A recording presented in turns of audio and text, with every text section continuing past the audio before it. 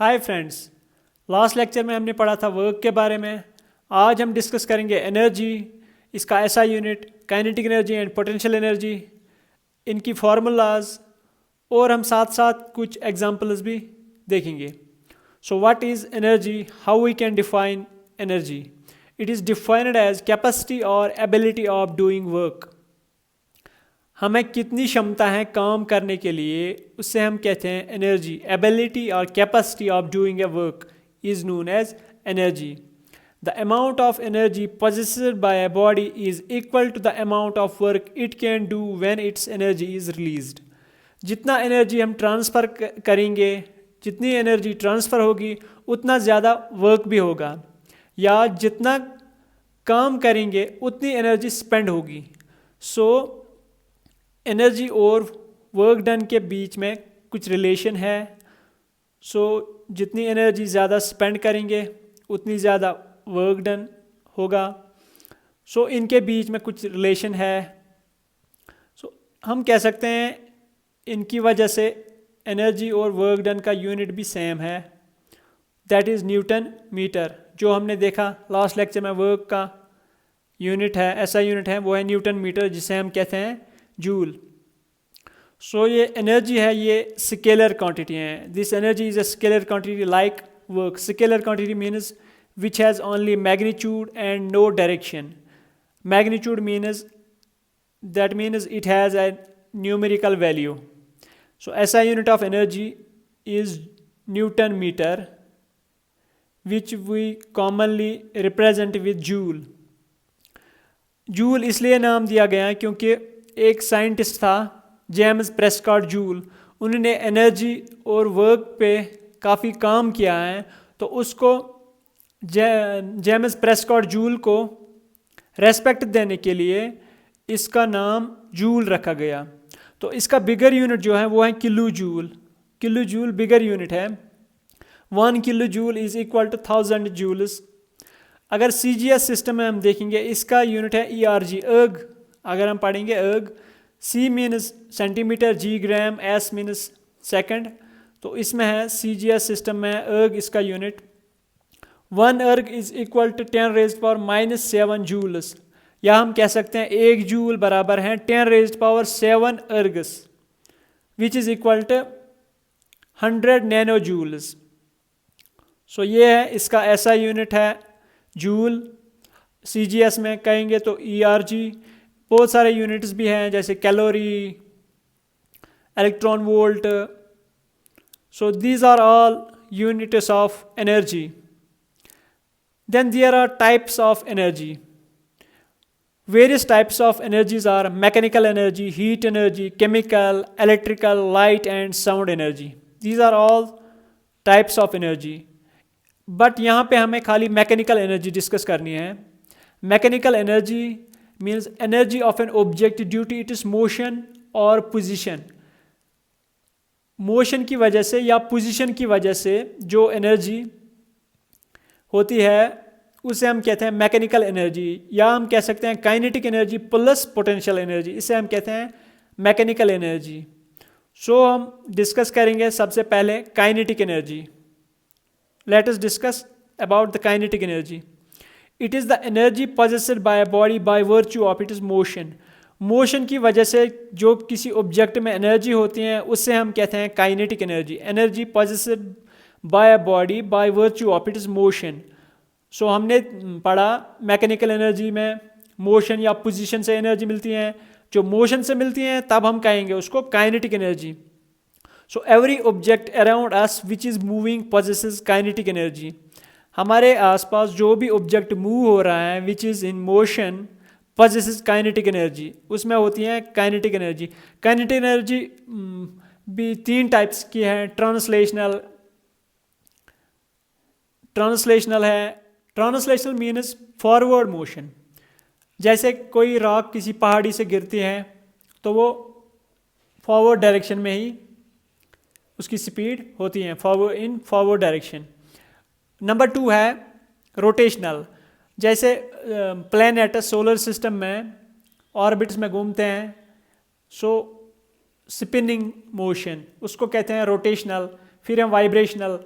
For example हमारे cell phone में vibration होती हैं, वो इधर उधर मूव कर रहा है जब वाइब्रेशन होती हैं, that is called vibrational. So 3 types of kinetic energy: translational, rotational and vibrational. Kinetic energy of a moving body is measured by amount of work it can do before coming to rest. Kinetic energy, किसी moving body की kinetic energy हम measure कर सकते हैं जब वो work done होगा, उसका वर्क डन होगा before coming to rest, rest से पहले जब वो मोशन में होगी वो बॉडी, तब वो जो काम करेगी तो हम मेजर कर सकते हैं उसको kinetic energy before coming to rest, rest से पहले. अब हम काइनेटिक एनर्जी की फार्मूला डिराइव करेंगे. मैं आपको समझाता हूँ. For example this is an object of mass m. ये एक ऑब्जेक्ट है, इसका मास m है. पहले मैं एक चीज़ आपको बताऊँ, किसी ऑब्जेक्ट का जितना ज़्यादा मास होगा उसकी उतनी ज़्यादा काइनेटिक एनर्जी होगी और उतना ही ज़्यादा वर्क डन होगा. When mass of an object is greater, its kinetic energy will be more and the work done will be greater. That means kinetic energy is directly proportional to mass. मैं आपको एक common example देता हूँ. जब winter में Srinagar Jammu national highway पे चट्टानें गिरती हैं, पत्थर गिरते हैं, जो बड़ा पत्थर होगा उसकी उतनी काइनेटिक एनर्जी, वो उतना जल्दी नीचे आएगा और वो वर्क डन भी ज़्यादा करेगा. वर्क डन वहाँ पे क्या होता है, वो डैमेज, उतना ही ज़्यादा डैमेज करेगी वो पत्थर. तो उस वर्क डन को हम कहेंगे जो वो पत्थर वहाँ पे डैमेज करेगी. सो ये एक ऑब्जेक्ट है, इसका मास है m. ये ऑब्जेक्ट है, अगर यहाँ पे हम दे देंगे पॉइंट A पे है, ये है रेस्ट पे. So it is at rest. तो तब इसकी इनिशियल वेलोसिटी क्या होगी, u विल बी 0. जब हम इस ऑब्जेक्ट पे फोर्स अप्लाई करेंगे, फोर्स F अप्लाई करेंगे, तो ये ऑब्जेक्ट डिस्प्लेस होगा. ये डिस्प्लेस होगा फॉर एग्जांपल पॉइंट B. सो यहाँ पे ये यहाँ तक पहुँच जाएगा.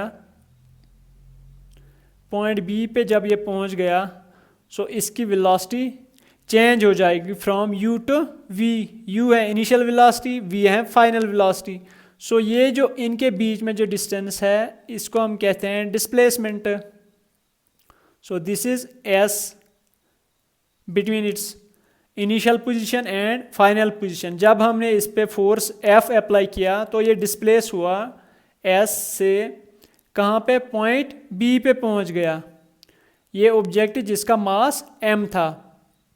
सो वर्क डन तभी होगा जब मेरे पास एनर्जी होगी. जब हमारे पास एनर्जी होगी तभी तो वर्क होगी. तो हम यहाँ पे किस एनर्जी की बात कर रहे हैं, हम कर रहे हैं काइनेटिक एनर्जी की बात.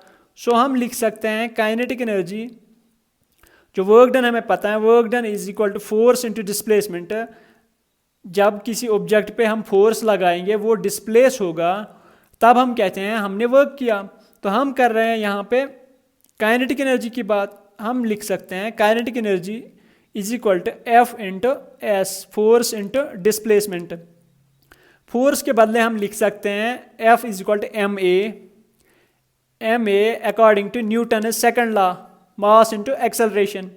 सो S कहाँ से मिलेगा, आप याद करो 3 इक्वेशंस ऑफ मोशन. मोशन की 3 इक्वेशंस, जिसमें पहली equation first and equation second में टाइम दिया गया है, बट हमें यहाँ पे टाइम नहीं चाहिए, हमें टाइम की ज़रूरत नहीं है. According to third equation which is equal to, जिसमें डिस्प्लेसमेंट दिया है 2as is equal to v square minus u square. तो हम लिख सकते हैं s के बदले v square minus u square. अगर हम s ले लेंगे यहाँ पे, s is equal to we square minus you square, 2a यहाँ पे आ जाएगा. सो हम लिख सकते हैं v square minus you square divided by 2a. यहाँ पे ये एक्सेलरेशन और एक्सेलरेशन कट कैंसिल हो जाएगा. सो बचा क्या यहाँ पे, m v square minus you square divided by 2. But यहाँ पे u स्क्वायर क्या है, u है 0. सो 0 का स्क्वायर इज इक्वल टू 0. सो हम लिख सकते हैं 1 by to 1/2 of mv square. So kinetic energy is equal to 1/2 of mv square. सो ये जो इक्वेशन है, ये फार्मूला है काइनेटिक एनर्जी की, जो मैंने यहाँ पे रेड बॉक्स में लिखी है. This is the formula of kinetic energy. यही हमें न्यूमेरिकल्स में काम आएगी. यही वहाँ पे हम न्यूमेरिकल्स सॉल्व कर सकते हैं इस इक्वेशन से. सो मैं आपको बता सकता हूँ, ये है F इंटू एस. एफ को हमने रिप्लेस किया एम ए से, जो according to Newton second law है. So according to third equation of motion हमें डिस्प्लेसमेंट मिलेगी 2as is equal to we square minus you square से. s यहीं पे रहेगा, V square minus you square 2a divide होगा, और s और f का वैल्यू हम चेंज करेंगे इस इक्वेशन में. w is equal to f into S. f is equal to M A V square minus you square divide by 2a. Acceleration cancel. So यहाँ पे बचेगा m into V square minus you square divide by 2. So kinetic energy हम कह सकते हैं is equal to 1/2 of M V square. ये cancel हो गया क्योंकि यू स्क्वायर 0 के बराबर है. So 0 square is equal to 0. So हमें ये इक्वेशन मिली, ये हमें न्यूमेरिकल्स में काम आएगी. अब कुछ एग्जांपल्स हैं काइनेटिक एनर्जी की. नंबर 1 है kinetic energy of air is used to run wind mills.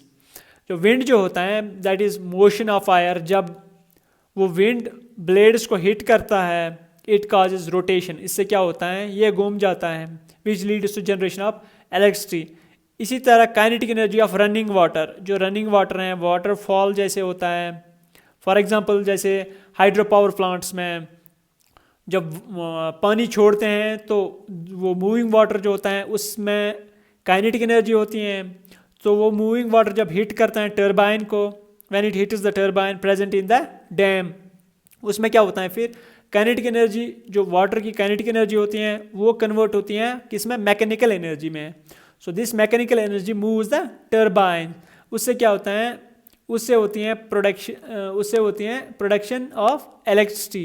Electricity generate होती हैं. किससे होती हैं, वो होती हैं रनिंग वाटर और मूविंग वाटर, जिसमें होती हैं काइनेटिक एनर्जी. नंबर 3 है a bullet fired from a gun can pierce a target due to its kinetic energy. जब गन से बुलेट निकलती है तो उसमें भी काइनेटिक एनर्जी होती है. उस काइनेटिक एनर्जी क्या होता है, वो उस टारगेट को हिट करता है, उसको पास हो जाता है, उस टारगेट को पीर्स मतलब सुराख करके निकल जाती हैं because of it is kinetic energy. Kinetic energy की वजह से. एक और एग्जांपल मैं आपको कॉमन एग्जांपल देता हूँ. फॉर एग्जांपल जब बॉलर के हाथ में बॉल होती है, तब जब वो बॉल फेंकता है बैट्समैन की तरफ, पहले उसकी काइनेटिक एनर्जी होती है 0. जब वो बॉल फेंकता है बैट्समैन की तरफ तो बॉल में आ जाती हैं that accumulates the kinetic energy. कहाँ से आती हैं काइनेटिक एनर्जी उस बॉल में, वो आती हैं मास, बॉल की मास और उसकी स्पीड से. बॉल की मास और उसकी स्पीड से उसमें काइनेटिक एनर्जी आ जाती है. सो जब वो बॉल बैट्समैन की तरफ फेंकता है, तो इसीलिए बैट्समैन हमेशा हेलमेट पहन के बैटिंग करता है, क्यों, ताकि वो इंजर्ड ना हो, because ball possesses high amount of kinetic energy. So उसमें भी काइनेटिक एनर्जी होती है. ये कुछ एग्जांपल्स हैं काइनेटिक एनर्जी की.